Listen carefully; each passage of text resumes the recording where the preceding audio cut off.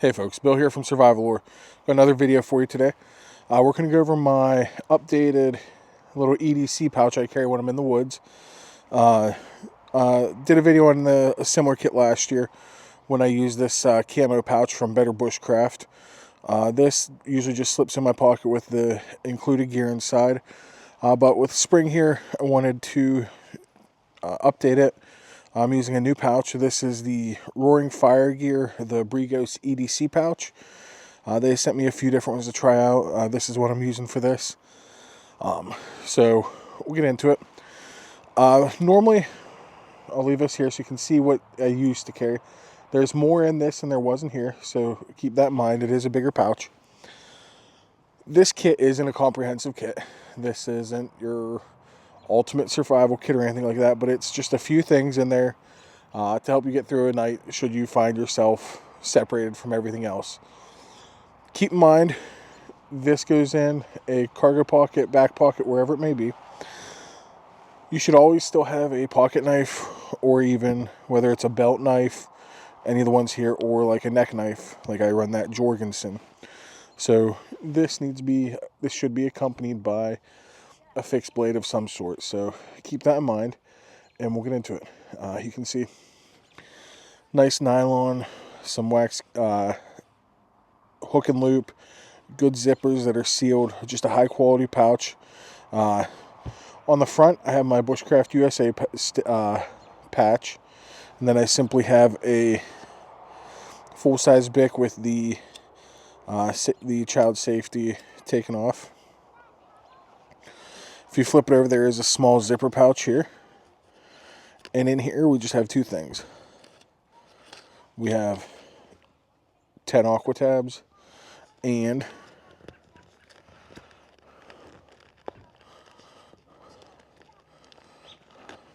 just a Whirlpack bag. I'm going to set that over here.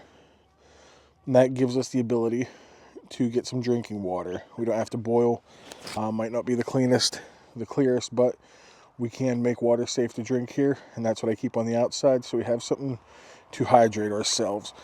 Remember, when you're building like a little emergency kit like this, you want to manage your core temperature best as possible and manage hydration. Doing those two things are what's going to make you get through the night relatively unscathed. So we'll break into the rest of the kit. We'll open it up here. We got some basic stuff in here you guys have seen.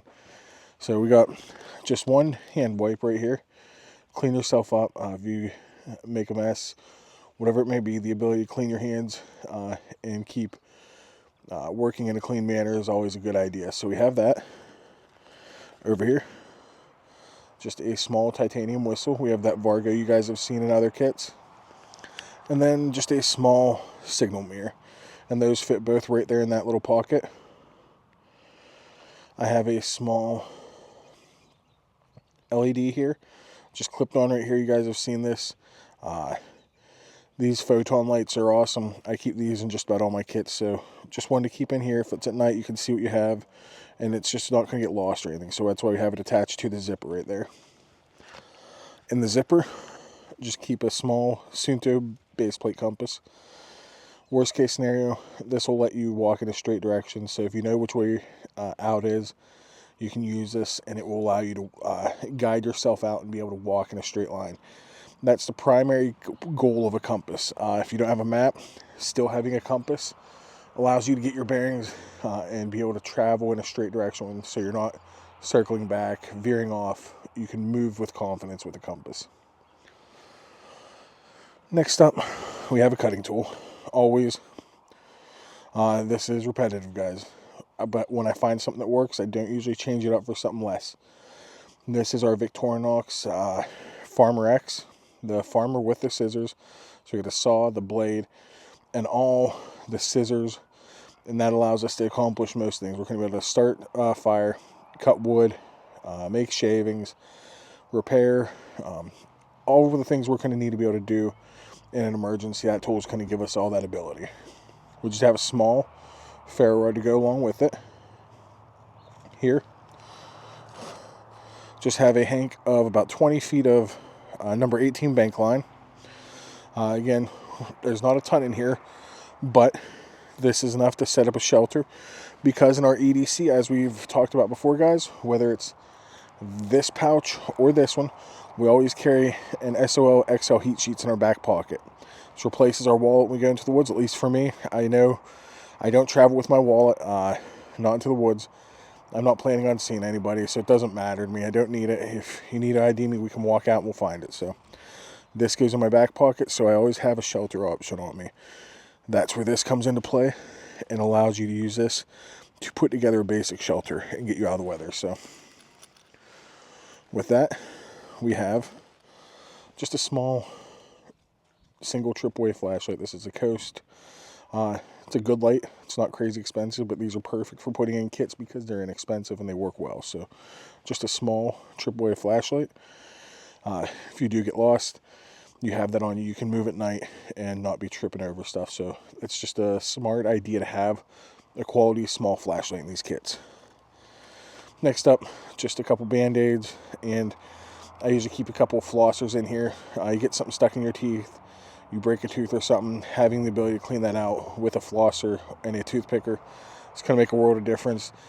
In my full first aid kit, I have a broken tooth repair kit. I've had a problem with that before, so that's why I carry it. I highly recommend it because there's nothing that's going to set you back quicker than a broken tooth out there. So basic band-aids, flosser, and toothpicker to keep your basic hygiene up if you need. If you get cut, scrapes. You guys have seen this. We've talked about this. I always have a pair of hot hands. Yes, it's spring, but they can still get cold down into the 20s, 30s at night here in Pennsylvania. So if your hands, they start getting cold, getting numb, you start losing dexterity, you always have this in here. You keep these in your survival kits. That way you can crack it open, warm your hands up, and get your dexterity back. So it allows you to work, make a fire, purify water, use your tools, do whatever it may be. This gives you another chance at being able to work. So that's why we always keep the hot hands in our survival kits, guys. Nice couple things. Fresnel lens, redundancy. For me, fire is the most important thing out there. You want to be able to get a fire gun, whatever it may be. Plus, you have the magnifying lens you can use along with your stuff right here. If you get a sliver, whatever, you can dig it out and see it. So we have infinite fire and a magnifying lens there. And the last thing in here, I believe, is just a Tough Possum fire card. It tells you how to use it. You shave off little pieces with your knife. You can ignite it with a ferro rod, lighter. Never tried that, but that's something we'll have to work on. I'm sure we can get it hot enough to catch butt. Gives us a little basic tinder, so you have that guaranteed tinder, get a fire started. So that's it, guys. Wanted to come back. It's been a few weeks since I was able to get a video out. I've been working a lot. This is one of the busier times of the year for me in the spring. So wanted to get this out to you guys. I have more stuff coming. Got some weekends blocked out, so stay tuned. I appreciate the support. Again, I apologize for not getting videos out in a better timely manner the last month and a half or so. So I appreciate you folks sticking with me. I hope you find this video useful. I've had a couple of these different Roaring Fire gear pouches. So far, I really like this one. We'll visit more of those in the future. So I don't know, guys. I think that's a little bit of an upgraded kit over what we had in here. Yes, it is a little bigger, bulkier, but it gives a little more bang for a buck. So thank you, folks. I love interacting with you guys. It's been, like I said, it's been slow for me being on social media the last couple, like probably 4 or 5 weeks. But we're back, so we'll get stuff posted. Glad to be back with you folks, and I'll see you in the next video. Until then, stay safe, and I'll see you soon.